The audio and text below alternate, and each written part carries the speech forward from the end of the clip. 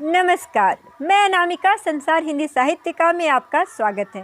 अगर आप मेरे इस चैनल पर नए हैं तो आपको बता दूं कि मैं अपने इस चैनल पर हिंदी किताबों के बारे में बात करती हूं।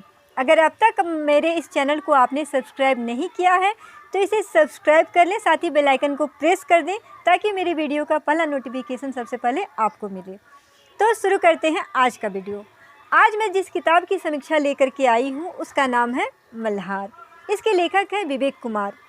मल्हार संग्राम सिंधु गाथा श्रृंखला की दूसरी किताब है। इसकी पहली किताब का नाम है अर्थला, जिस पर मैंने इससे पहले का वीडियो बनाया था। अगर आपने अब तक उस वीडियो को नहीं देखा है तो नीचे मैंने डिस्क्रिप्शन बॉक्स में उसका लिंक डाल रखा है, आप वहां से जा कर के उसे देख सकते हैं। संग्राम सिंधु गाथा श्रृंखला में कुल मिला के 4 पुस्तकें आनी हैं, जिसमें से 2 पुस्तकें आ चुकी हैं और 2 पुस्तकें आनी बाकी हैं। पहली पुस्तक का नाम है अर्थला और दूसरी किताब का नाम है मल्हार।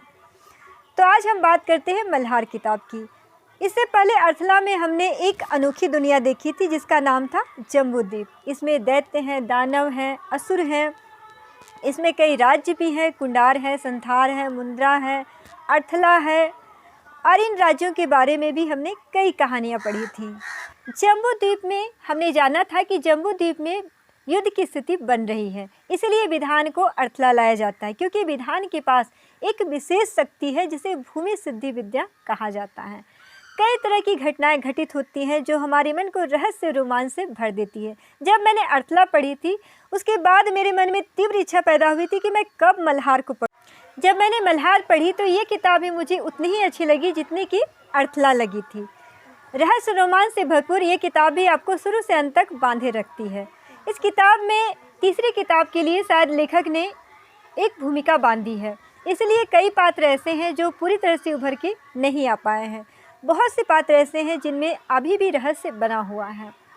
जहाँ से अर्थला की कहानी समाप्त होती है वहीं से मल्हार की कहानी शुरू होती है। इसकी कहानी भी बहुत ही बेहतरीन है, इसकी कथात्मक शैली बहुत ही अच्छी है। मल्हार असुर देश की राजधानी है। मल्हार व्यापार संघ का मुखिया लिच्छवी है, जिसे सभी श्रेष्ठी कहकर पुकारते हैं। श्रेष्ठी उसके पद का नाम है। लिच्छवी के पिता का नाम मारंग है। वह असुर व्यापार संघ का बहुत ही प्रमुख व्यक्ति है। वह असुर देश का सबसे बड़ा व्यापारी था। मारंग की 7 पत्नियां थीं। लिच्छवी उसकी 7वीं पत्नी का पुत्र था। मारंग अपनी 7वीं पत्नी और उसके पुत्र को बिल्कुल भी पसंद नहीं करता था, लेकिन परिस्थितियां कुछ ऐसी बनती है कि मजबूरीवश मारंग को लिच्छवी को उत्तराधिकारी घोषित करना पड़ता है। किसी के द्वारा एक षड्यंत्र किया जाता है और मारंग के सभी पुत्रों की हत्या करवा दी जाती है और लिच्छवी पर संदेह डाल दिया जाता है। लिच्छवी के पद संभालते ही मारंग का व्यापार उन्नति के शिखर पर पहुंच जाता है, इसीलिए लिच्छवी को नापसंद करते हुए भी मारंग उससे कभी कुछ नहीं कहता है। लिच्छवी का स्वभाव अपने पिता के बहुत विपरीत था। उसके पिता जहां लाभ को श्रेष्ठ मानते थे, उनके लिए निजी लाभ ही सब कुछ था, वहीं लिच्छवी के मन में सबके लिए लाभ और सबको साथ लेकर चलने की बात होती थी।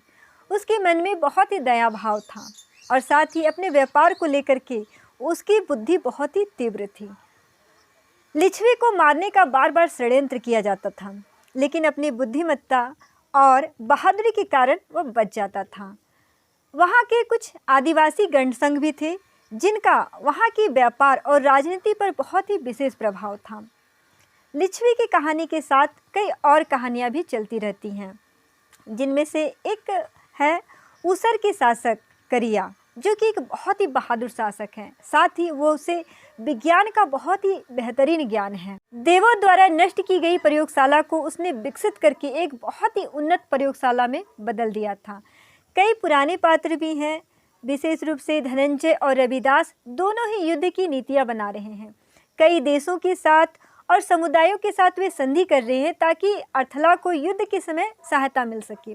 कुछ अन्य नए पात्र भी उभर करके आए हैं, विशेष रूप से मुंद्रा के युवराज यज्ञ, अति रहस्यवादी रख, अति शक्तिशाली वज्जी जिसे लाल रहस्य भी कहा गया है, योद्धे नाम का भी एक पात्र है, लेकिन उसके बारे में इस किताब में अभी भी विशेष रूप से नहीं बताया गया है। अभी तक उसके लिए रहस्य ही बना हुआ है। कुछ पुराने पात्र भी इसमें हैं, जैसे सत्तू, बसंत, मयूरी, जिसमें से बसंत और मयूरी का रहस्य इस किताब में भी रहस्य ही बना है। अभी तक उनका उद्देश्य स्पष्ट नहीं हो पाया है। इस किताब के दो पात्रों ने मुझे प्रभावित किया है, जिसमें से एक है लिच्छवी और दूसरे हैं यज्ञ। दोनों का स्वभाव कुछ कुछ समान ही है।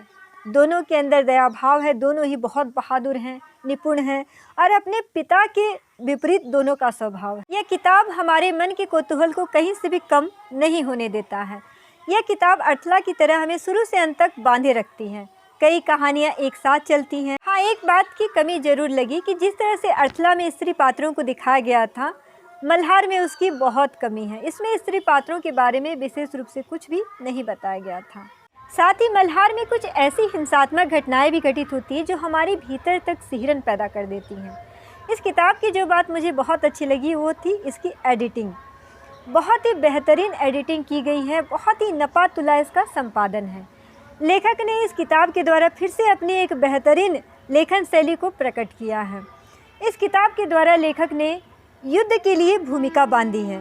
यह बताने का प्रयास किया है कि युद्ध के लिए सबके मायने अलग अलग हैं। कोई इस युद्ध में इसलिए शामिल हो रहा है ताकि वो अपना वर्चस्व स्थापित कर सके। किसी को मूलभूत सुविधाएं चाहिए, किसी को अपना व्यापार बढ़ाना है, तो किसी को अपनी रक्षा करनी है। इस किताब की भाषा शैली की बात करें तो इसमें उच्च स्तर की हिंदी का प्रयोग किया है। अर्थला से इसकी लेखनी बहुत ही बेहतरीन है। यह कहना कहीं से भी गलत नहीं होगा कि संग्राम सिंधु गाथा पुस्तक श्रृंखला एक बेहतरीन किताब है। आज के समय की एक बहुत ही अच्छी किताब है। अगर आप इसे नहीं पढ़ते हैं तो आप एक अच्छी किताब पढ़ने से चूक जाते हैं। इसलिए एक बार इस किताब को ज़रूर पढ़ें। अगर आप सीधे मल्हार पढ़ेंगे तो आपको कहानी कुछ भी समझ में नहीं आएगी, क्योंकि इसे पढ़ने के लिए आपको पहले अर्थला पढ़नी पड़ेगी, उसके बाद आप मल्हार को पढ़ें। अगर आप ये सोच रहे हैं कि किताबें कहाँ से खरीदें तो इसका लिंक मैंने डिस्क्रिप्शन बॉक्स में डाल रखा है। आप जा कर के वहाँ से अमेज़ॉन से खरीद सकते हैं।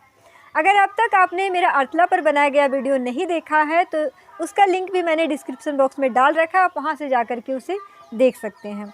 ये एक बहुत ही बेहतरीन किताब है, इसलिए इसे एक बार ज़रूर पढ़ें। अगर अब तक आपने इस किताब को पढ़ लिया है तो आप मुझे कमेंट बॉक्स में लिखकर ज़रूर बताएं कि ये किताब आपको कैसी लगी, या फिर आपने कोई इसी तरह की किताब पढ़ी है जो रहस्य रोमांच से भरपूर है तो आप उसके बारे में भी मुझे बता सकते हैं।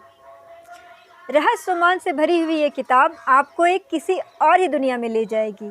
अगर आज का मेरा ये वीडियो आपको अच्छा लगा है तो इसे लाइक ज़रूर करें, दोस्तों के बीच शेयर करें। अगर अब तक आपने मेरे चैनल को सब्सक्राइब नहीं किया है तो इसे सब्सक्राइब कर लें, साथ ही बेल आइकन को प्रेस कर दें ताकि मेरी वीडियो का पहला नोटिफिकेशन सबसे पहले आपके पास पहुंचे।